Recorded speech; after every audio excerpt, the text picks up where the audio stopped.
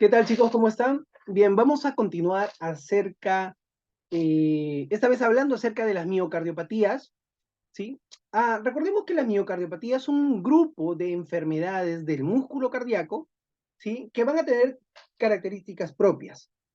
Es decir, por ejemplo, hay miocardiopatías hipertróficas, es decir, de un crecimiento excesivo, hay miocardiopatías dilatadas, hay miocardiopatías arritmogénicas ventriculares derechas, hay miocardiopatías restrictivas y hay aquellas miocardiopatías que no están clasificadas dentro de los grupos ya mencionados, pero que pueden compartir una que otra característica de ellos.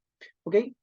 Ahora, lo que ustedes más van a ver durante su rotación por internado, o sobre todo en medicina interna, o lo que más el cardiólogo le va a preguntar, son dos, las hipertróficas y las dilatadas.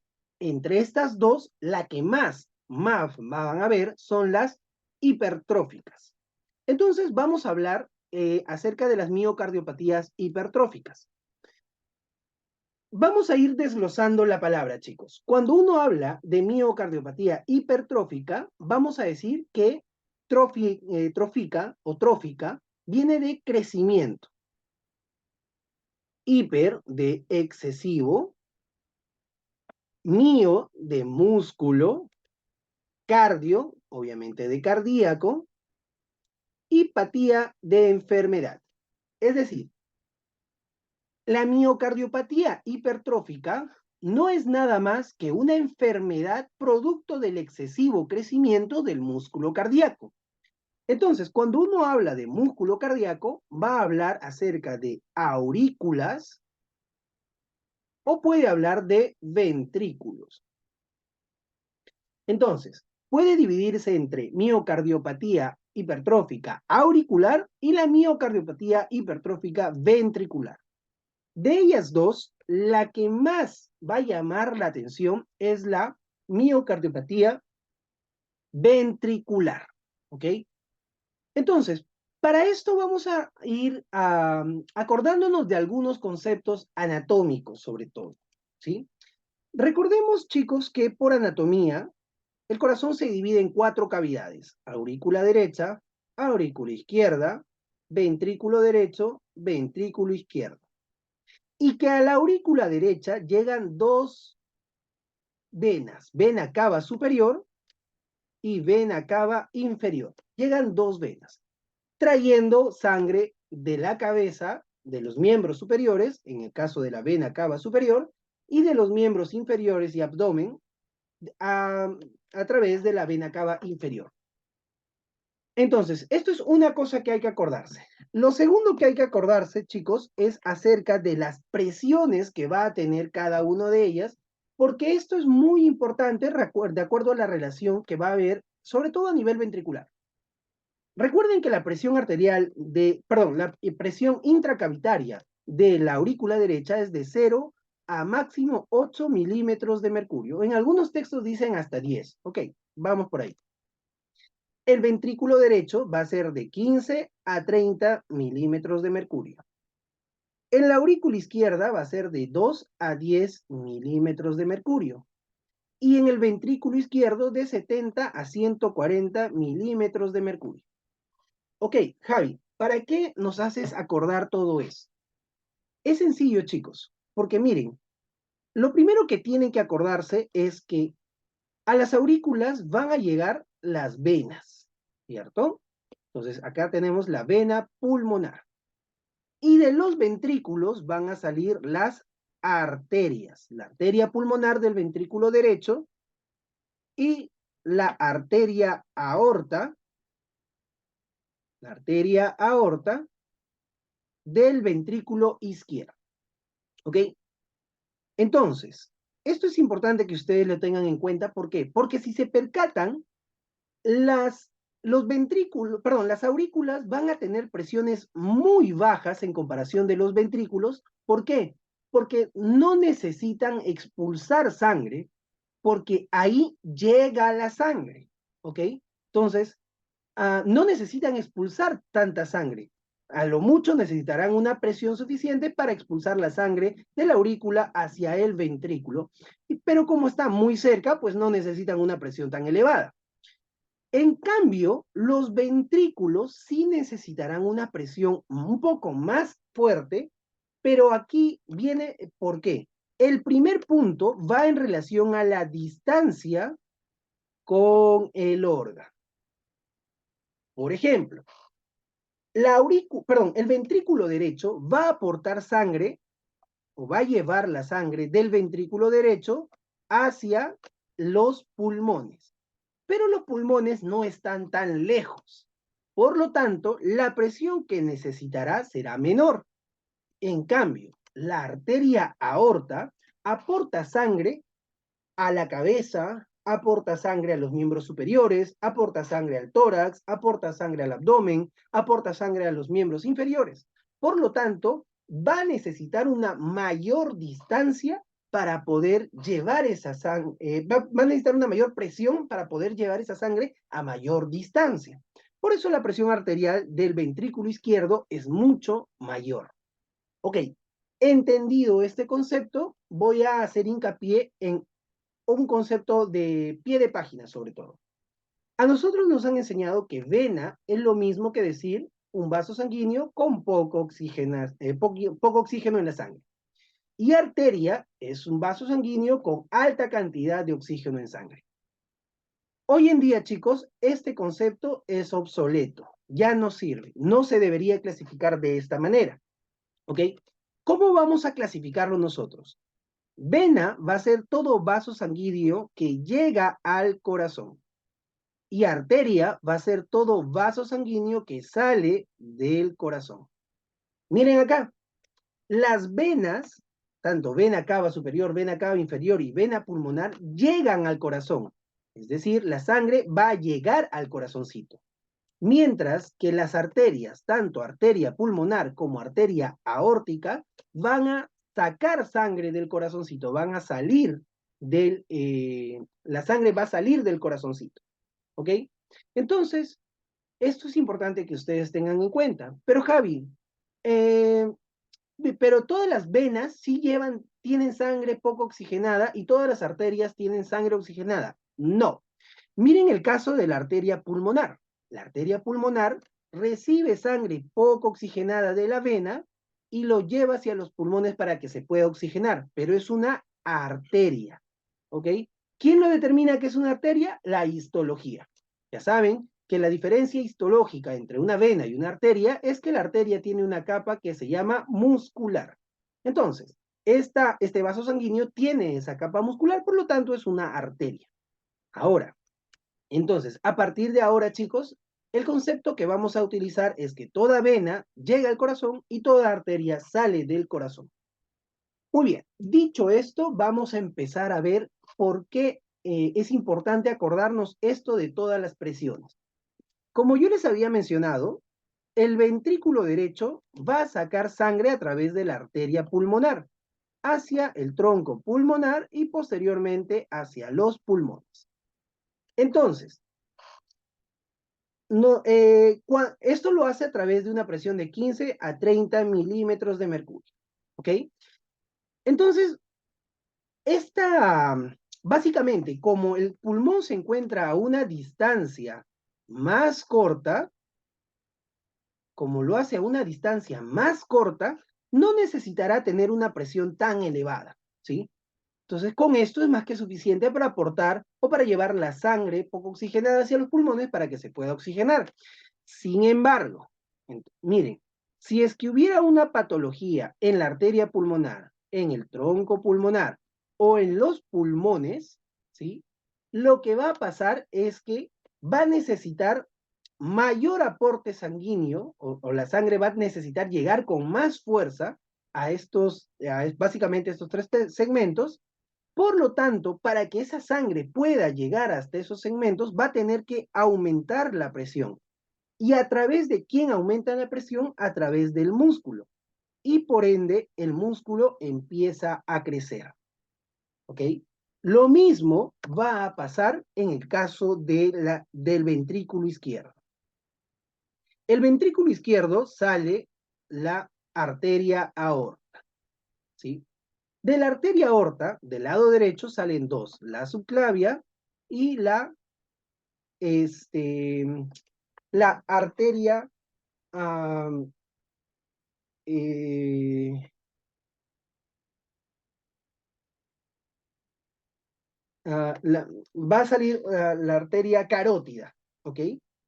Mientras que del tronco, de la parte izquierda va a salir un tronco brachiocefálico, es decir, un tronco que va a dividir la vena en una carótida común, ¿sí? Que posteriormente se dividirá en carótida interna, carótida externa y en la arteria subclavia.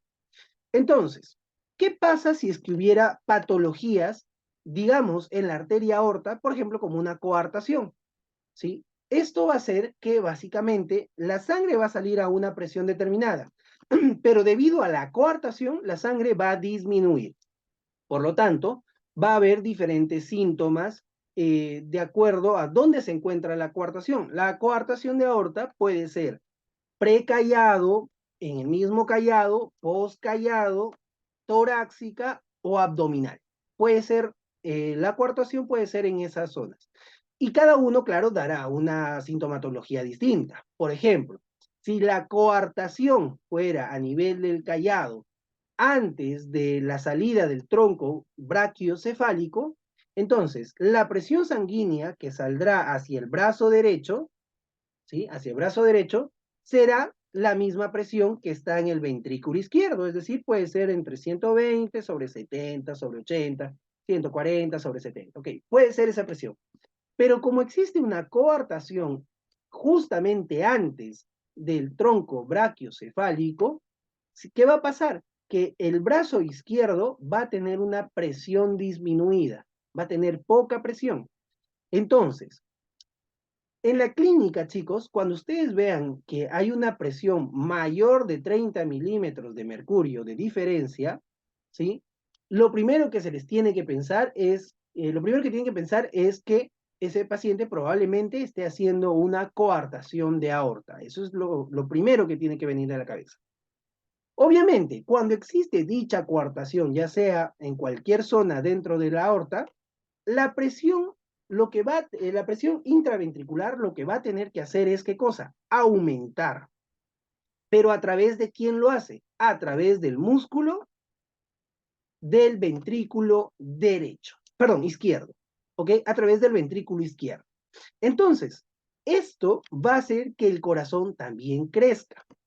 Ajá, entonces, si el corazón crece, Javi, ¿cuál es la diferencia entre una hipertrófica y una dilatada? Porque ambos van a hacer que el corazoncito crezca. ¿Cuál es la diferencia, Javi? Sencillos. Mientras que la hipertrófica va a estar en relación al crecimiento del músculo, la dilatada va a estar en relación al crecimiento de la cavidad ventricular. ¿Ok? Esto es importante que ustedes tengan en cuenta, que uno, lo que va a ocurrir es que el crecimiento sea a nivel del músculo y lo otro es que sea a nivel de la cavidad. ¿Ok? Las hipertróficas pueden ser de dos tipos. Pueden ser concéntricas o pueden ser excéntricas. Igual el músculo va a crecer. ¿Cuál va a ser la diferencia? La diferencia va a ser que en las concéntricas el músculo va a crecer hacia adentro, reduciendo, ¿qué cosa? Va a reducir en su mayoría a la cavidad ventricular, mientras que las excéntricas van a ser hacia afuera sin repercutir en la cavidad, ¿ok? Sin repercutir en la cavidad ventricular.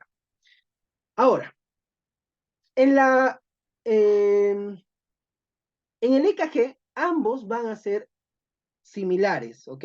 Tanto excéntricas como concéntricas van a tener el mismo patrón de electrocardiograma, ¿ok? Ahí no hay mucha diferencia. ¿Quién va a mandar si es excéntrica o excéntrica? Va a ser la sintomatología y por ahí un ecocardiograma, ¿ok? Eso es lo que puede diferenciarnos entre una y otra. Ok, hasta acá creo que todo está súper fácil de entender. Viene la segunda parte. Yo les había dicho, chicos, que la primera característica que teníamos que tener en cuenta era la distancia al órgano, ¿no? Ok, ahora lo segundo que vamos a acordarnos es acerca de la electricidad. La electricidad del corazoncito. Para esto tenemos que recordarnos un concepto básico. ¿Qué significaba la onda R? La onda R, recuerden que significaba la despolarización de la punta cardíaca. Javi, sí, ya entendí, perfecto. ¿Qué tiene que ver eso?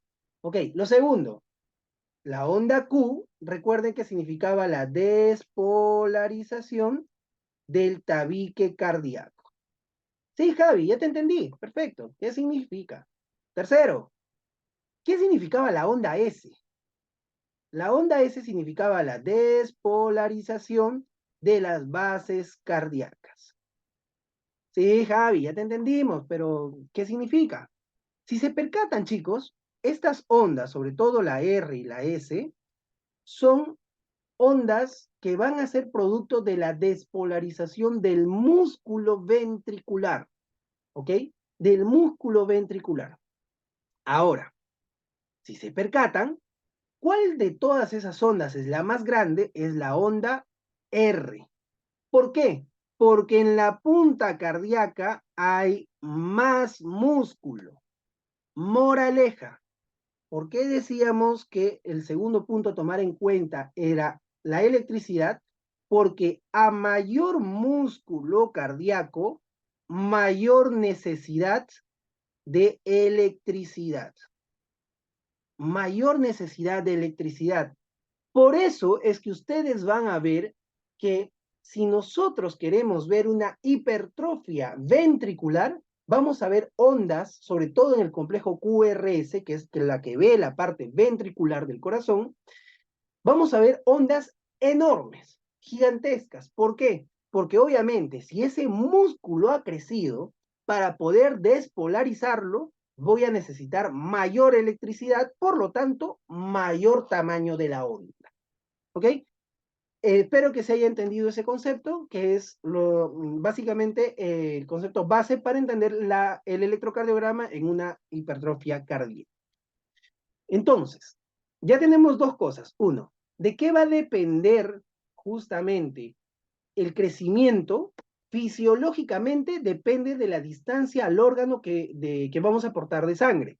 Y lo segundo, va a depender de la cantidad eléctrica que estamos utilizando para despolarizar ese músculo. ¿Ok? Entonces vamos por acá. Cuando uno habla de una hipertrofia ventricular derecha, ¿okay? Derecha, hay que acordarnos del ventrículo derecho. Entonces, aquí hay que acordarnos de básicamente esta relación que tiene. La arteria pulmonar, el tronco pulmonar y los pulmoncitos. Es lo primero que tenemos que acordar. Ahora, lo segundo que también tenemos que acordarnos es acerca que las arterias pulmonares, ¿sí? Tienen unas valvas, tienen unas valvas. Y también, obviamente, de aurícula derecha a ventrículo derecho también hay unas valvas que son las válvulas tricuspidias. ¿Ok? Entonces, chicos, ¿qué nos vamos a acordar de esto? Nos vamos a acordar de que si alguna de estas estructuras se van a encontrar básicamente alteradas, la presión del ventrículo derecho va a aumentar y por ende el músculo va a crecer. Y por ende, como el músculo crece, la electricidad que va a necesitar va a ser mayor. Y como ustedes recordarán en sus primeras ponencias de electrocardiograma, sobre todo de electrofisiología cardíaca, a mayor electricidad, el eje cardíaco se desvía hacia ese lado. ¿Por qué? Porque está habiendo mayor electricidad justamente en ese lado. Entonces, si nosotros, por ejemplo, vemos que hay una estenosis pulmonar, la arteria pulmonar se encuentra afectada, ya les había mencionado, va a necesitar, pues, los pulmones, el tronco le va a decir, oye, ventrículo derecho, no me está llegando suficiente aporte de sangre, entonces tienes que hacer como sea que llegue. Y el ventrículo derecho va a aumentar su presión a través del crecimiento muscular. Segundo, recuerden, la tetralogía de Fallot, sobre todo en pacientes con síndrome de Down, va a haber una comunicación entre el tronco pulmonar y la arteria, y básicamente entre la arteria aorta, ¿no? Entonces va a haber básicamente esa comunicación que va a hacer, ¿qué cosa? Que se reduzca la presión, que no llegue suficiente aporte sanguíneo a los pulmones y por ende va a tener que aumentar la presión dentro de la cavidad del ventrículo derecho, aumentando el músculo. La estenosis y la insuficiencia tricuspidia. Aquí es importante tener en cuenta.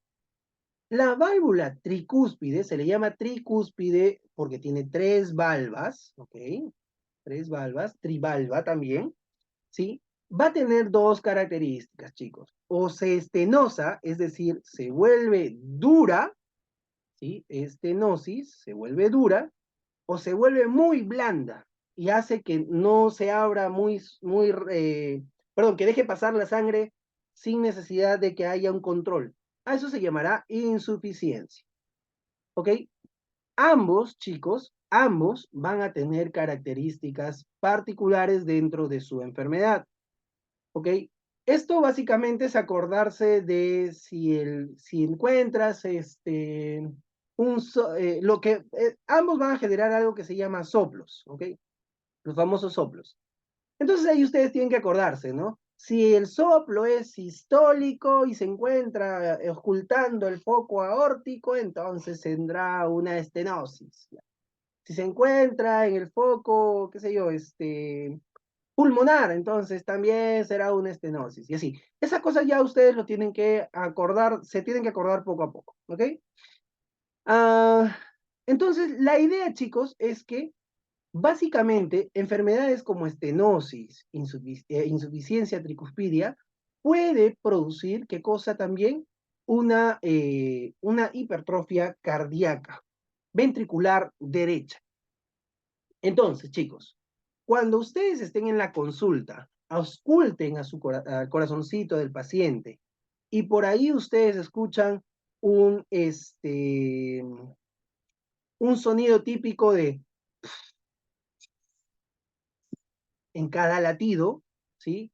Si ese soplito va en relación al pulso, será un soplo sistólico, si no va en relación al pulso, será un soplo diastólico, pero básicamente, si ustedes ven ese soplo, escuchan ese soplo, mándenle a hacer una radiografía. ¿Por qué?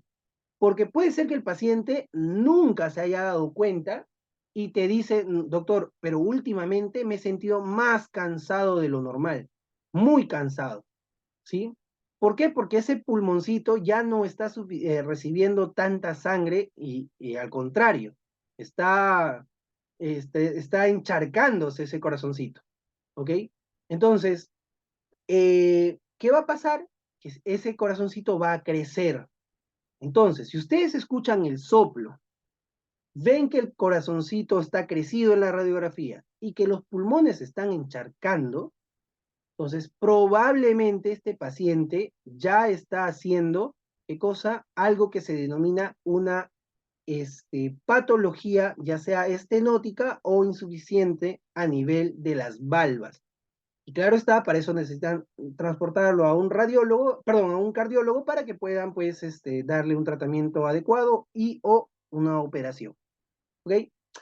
Ah, otra cosa que puede provocar es el encharcamiento del pulmón y aumentar la presión intrapulmonar. Es decir, los pulmones trabajan a presiones bajas, no necesitan tener presiones tan elevadas, ¿sí? Pero cuando hay una hipertensión arterial pulmonar, es decir, la arteria pulmonar aumenta su presión al punto de aportar mayor sangre a los pulmones, provocando que ésta se encharque, es decir, produzca un edema pulmonar. Ojo, no es lo mismo decir edema pulmonar que decir un derrame pleural. Son cosas muy distintas. ¿Ok? El derrame pleural, voy a dibujar acá, el derrame pleural básicamente es cuando el agua se llena entre la pleura y el pulmón y el parénquima pulmonar. El edema pulmonar es cuando el pulmón se empieza a encharcar, ¿ok? Y el signo radiológico típico del edema pulmonar son las famosas alas de mariposa, ¿ok? Las famosas alas de mariposa. Mientras que el signo radiológico típico de un derrame pleural es el nivel hidroaéreo, ¿ok? Muy bien, entonces, esto va a hacer posteriormente, obviamente que la sintomatología del paciente sea demasiado agotada, ¿sí? Se sienta muy cansado, muy cansado de 3 pasos y ya esté cansado. Eso se llama una disnea a bajos esfuerzos, o en la categoría NIJA sería pues una de grado 4, ¿ok? Entonces, tengan en cuenta ese detalle, sobre todo cuando el paciente llegue a la clínica. Perdón. Lo segundo que tienen que tener en cuenta es acerca de las valvulopatías mitrales que van a tener también una conjugación con una insuficiencia tricuspidia, es decir, las dos valvas van a estar malogradas, tanto la mitral como la tricuspidia, y esto se da más en enfermedades cromosómicas, ¿ok? Todo esto va a hacer que la electricidad se dirija hacia el eje derecho. Recuerden que cuando hablamos eje derecho, estamos hablando de un eje por encima de los 110 hasta el más menos 180 grados. Ahí estamos diciendo que el eje se ha direccionado hacia la derecha. Recuerden que lo típico es que sea el eje esté en relación hasta 60, que es la derivada 2, que sería lo típico. Pero lo aceptable es que el rango sea de 110 hasta menos 30. ¿Sí? Eso es lo aceptable. Está perfecto hasta ahí. Entonces, tengan en cuenta el detalle de que si es que ya está por encima de los 110 el eje eléctrico, ¿sí? Entonces ese paciente puede tener alguna de estas enfermedades que ya se está mencionando. Ok, por otro lado, aquí chicos, vamos a hablar ahora cuando haya una hipertrofia ventricular izquierda. Cuando haya una hipertrofia ventricular izquierda, lo que va a pasar es que básicamente, uno, así como en la derecha el eje se iba hacia la derecha, en la izquierda el eje se irá hacia la izquierda, de menos 30 hasta menos 90, ¿sí? A esa dirección se irá. O sea, más o menos todo este campo, ¿ok? Ahora, ¿quiénes pueden producir eso? Recordemos que en el corazoncito va a estar en relación al ventrículo izquierdo. ¿Y quién sale del ventrículo izquierdo? La arteria aorta. ¿Quién más está en relación al ventrículo izquierdo? La válvula mitral. ¿Quién más está, perdón, la válvula aórtica? ¿Quién más está en relación al ventrículo izquierdo? La válvula mitral. ¿Ok? Entonces, haciendo un poco de hincapié para hacer recordaris, la válvula pulmonar y la válvula aórtica tienen algunas características. Ambos son trivalvas. Ambos son trivalvas, ¿ok? Ambos son trivalvas. ¿Cuál es la diferencia entre una y otra? Es que, por ejemplo, a ver, voy a dibujar acá, así. El otro lo voy a dibujar así. La diferencia es que mientras que la válvula pulmonar tiene dos valvas posteriores y una anterior, ¿sí? La válvula aórtica tiene dos anteriores y una posterior. Mnemotecnia, chicos, mnemotecnia. La P de pulmonar les dice que tiene dos posteriores. La A de aórtica tiene dos anteriores. Esa es la mnemotecnia típica. ¿Ok? Eso es solo un hincapié para que ustedes puedan acordarse. Entonces, la hipertrofia ventricular izquierda, chicos, va a ser provocada por ciertas enfermedades dentro de estos. Obviamente, estará la estenosis. ¿Qué cosa? La estenosis aórtica. ¿Sí? Estará la insuficiencia aórtica. ¿Qué más?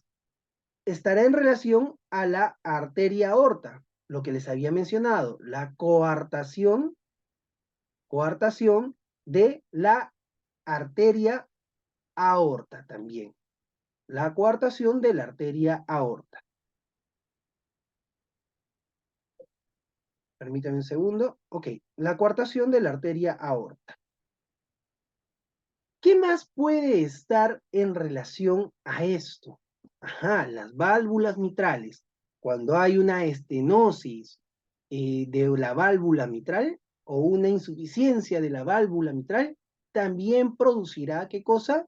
Pues una insuficiencia del bombeo sanguíneo y posteriormente, pues aumentará la presión y el músculo tendrá que crecer. Aquí voy a hacer un paréntesis, chicos. Aquí en Perú hubo una enfermedad que todavía lo hay en lo más profundo de nuestro país que se llama fiebre reumática.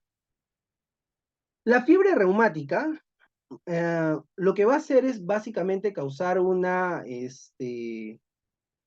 problema de la válvula mitral, una estenosis de la válvula mitral.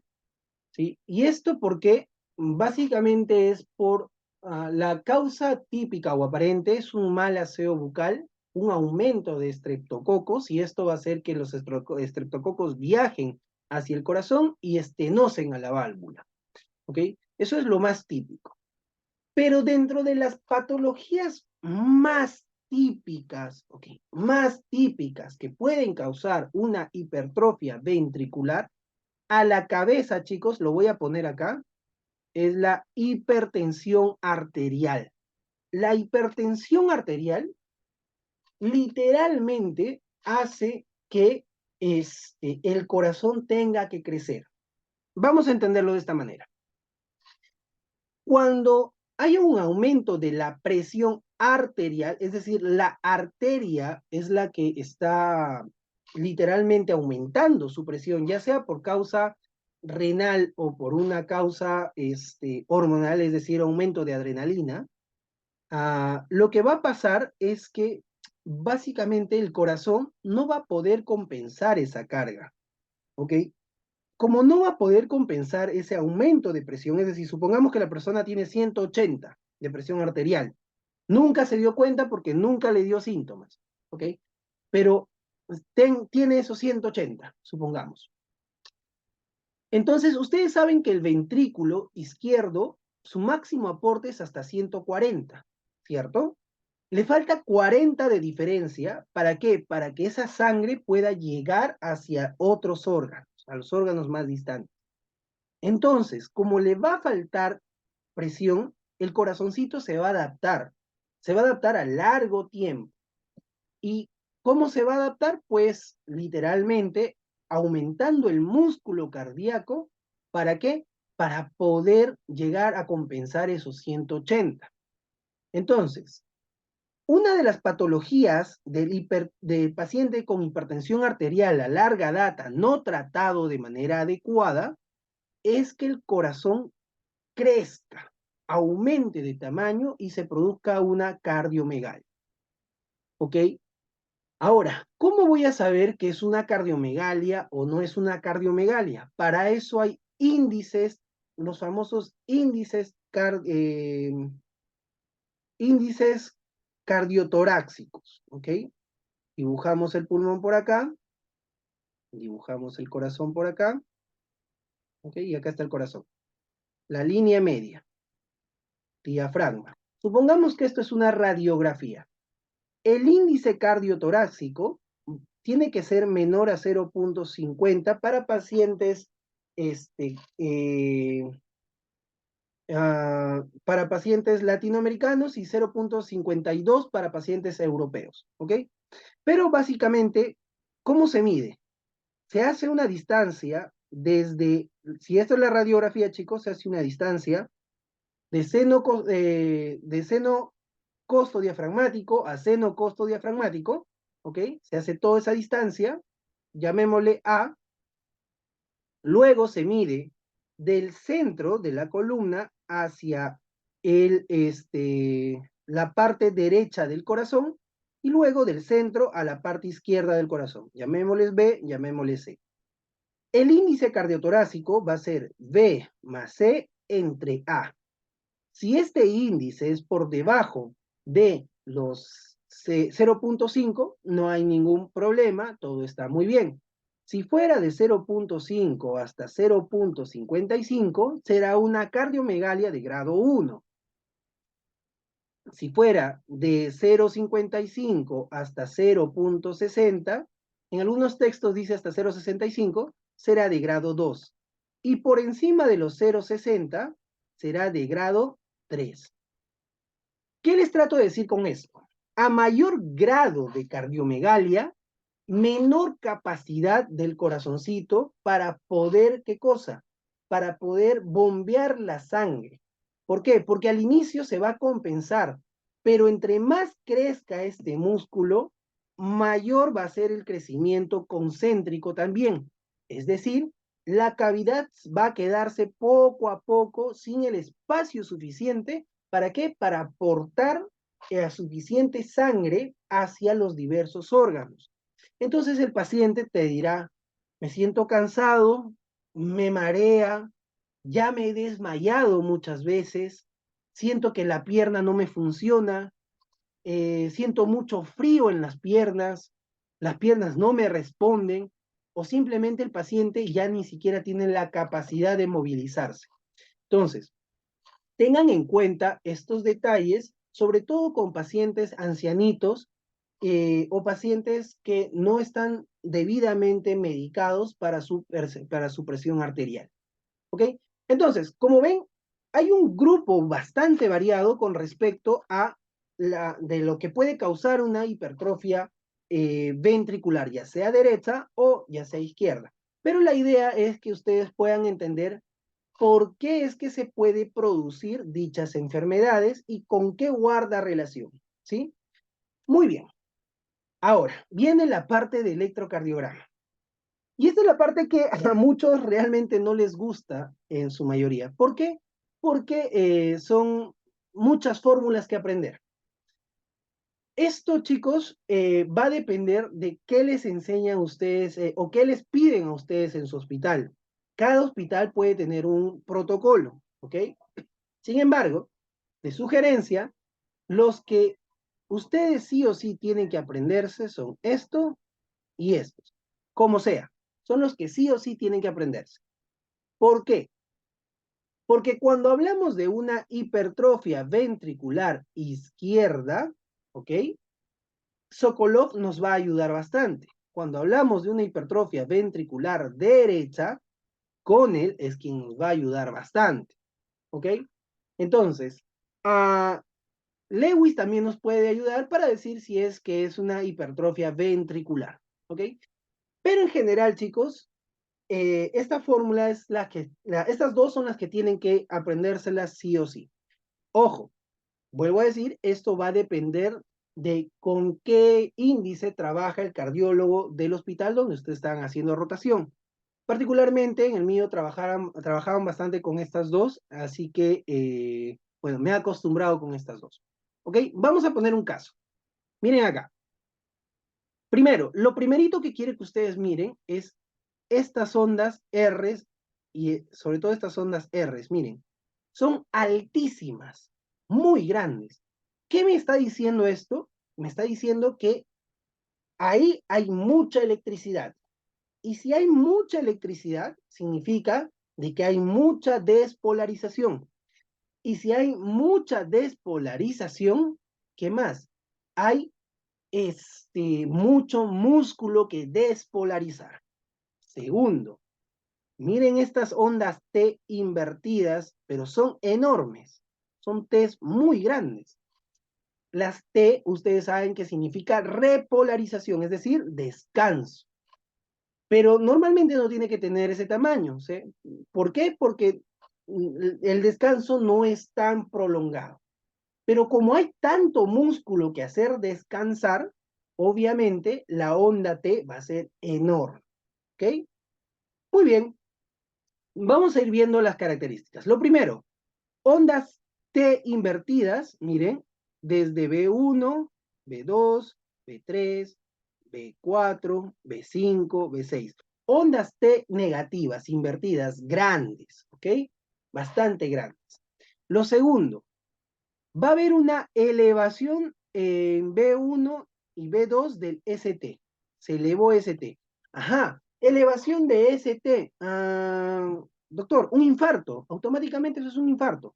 No necesariamente. Recuerden que las elevaciones de ST también pueden deberse a problemas de electrolitos. O sea, elevación de ST, problemas de electrolitos, puede ser problemas de infarto, y puede ser una característica propia de un paciente con una hipertrofia cardíaca. ¿Ok? Segundo, a ver, ¿qué más podemos apreciar en este electrocardiograma? ¿Qué más podemos ver?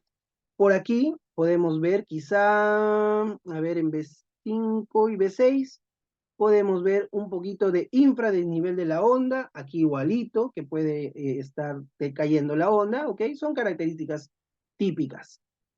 Pero muy bien, hasta ahí. Eso son lo que nosotros podemos ver y lo que podemos sospechar. Pero lo que más nos llama la atención son estas ondas muy altas, ¿cierto? Entonces, vamos a ver, a usar los conceptos. Vamos a utilizar, ahí está, la tablita. Plagien, chicos. Sin miedo al éxito, pero luego, por favor, se las aprenden. Vamos a ver el criterio de Sokolov. Sokolov nos dice que la onda S en la B1, ¿sí?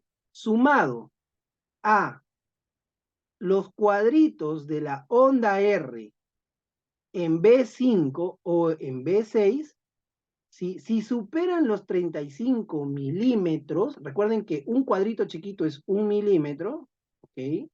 Si superan los 35 milímetros, ya me está haciendo sospechar de una hipertrofia ventricular derecha, ¿ok?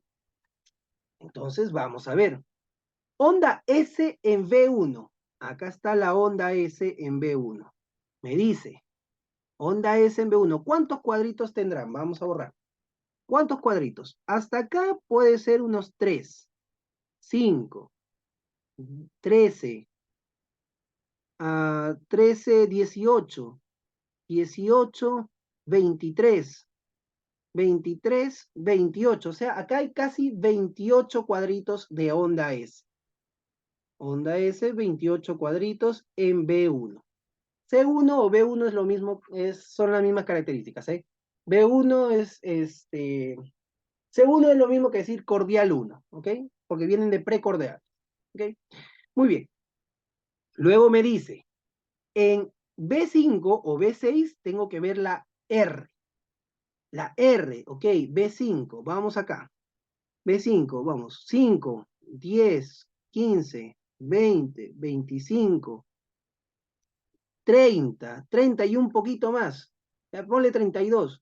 O sea, el R, 32 cuadritos chiquititos en B5. Vámonos a B6.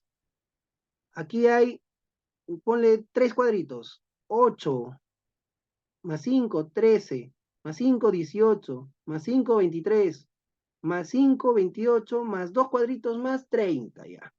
En R, 30 cuadritos en B6. Ok, vamos a hacer la sumatoria. 28 más 32. Según Sokolov, ¿sí? Según Sokolov, va a ser 60 cuadritos. O sea, 60 milímetros. Ajá, superan los 35. Entonces, superan los 35. Esto será una hipertrofia ventricular derecha. Vamos a ver si por R6 pasa lo mismo. 28 más 30 serían 2 menos de estos, 58 milímetros.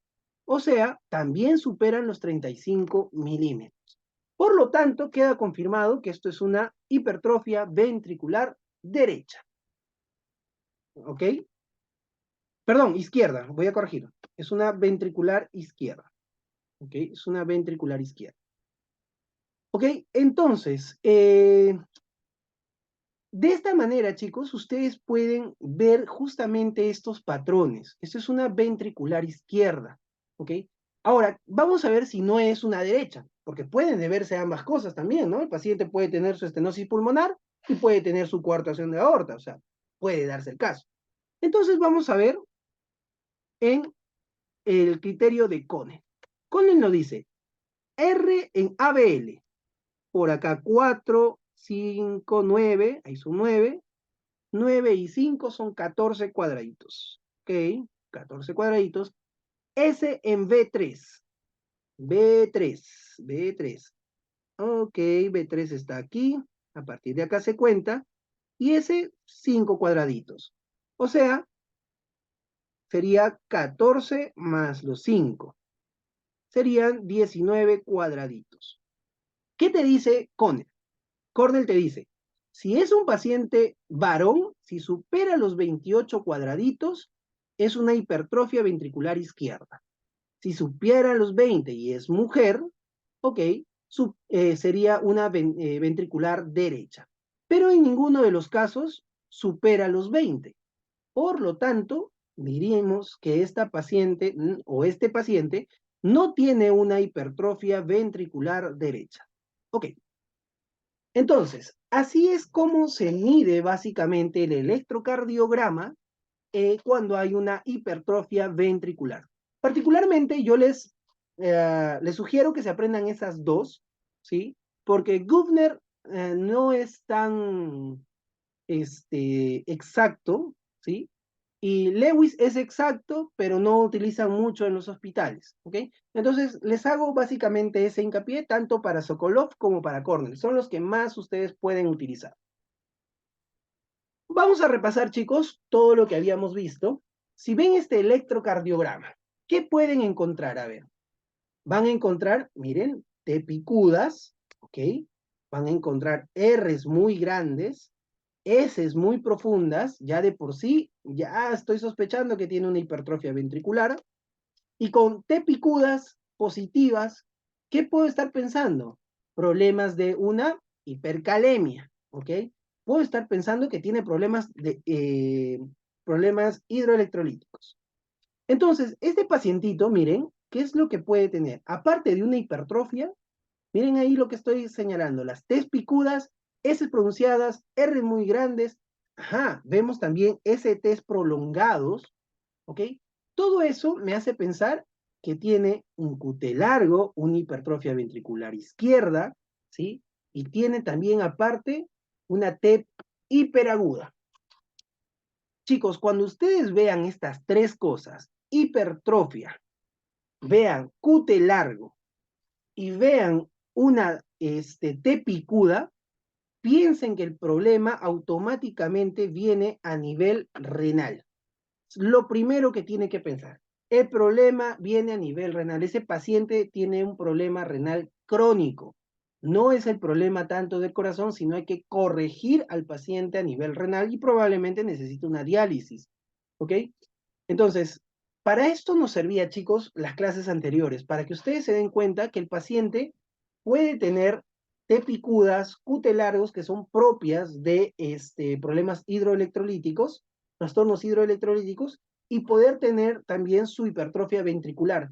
Y obviamente todo esto nos va a hacer pensar a nivel renal. ¿Por qué? Porque recuerden que el riñón controla la presión arterial, ¿sí? Controla los electrolitos. Entonces, si yo tengo todas las características para pensar, pues que si yo les digo, es un animal de cuatro patas, tiene cola, tiene hocico y ladra, no pueden pensar que es un dinosaurio, ¿no? Tienen que pensar, es un perro, automáticamente. Entonces, si yo les digo, tiene problemas problemas hidroelectrolíticos y tiene problemas de crecimiento de cavidades cardíacas, izquierdas sobre todas, ¿ok? Entonces, lo primero que tienen que pensar es, el problema es a nivel renal. Muy bien, chicos, les agradezco por su tiempo. Aquí les dejo las páginas del grupo de estudios, donde básicamente soy el CEO, ¿sí? CEO. Entonces, pueden encontrarnos en nuestras redes y cualquier duda, cualquier pregunta, escríbanos por ahí que con gusto lo vamos a resolver. Muy bien, chicos, cuídense, bendiciones, pórtense bien.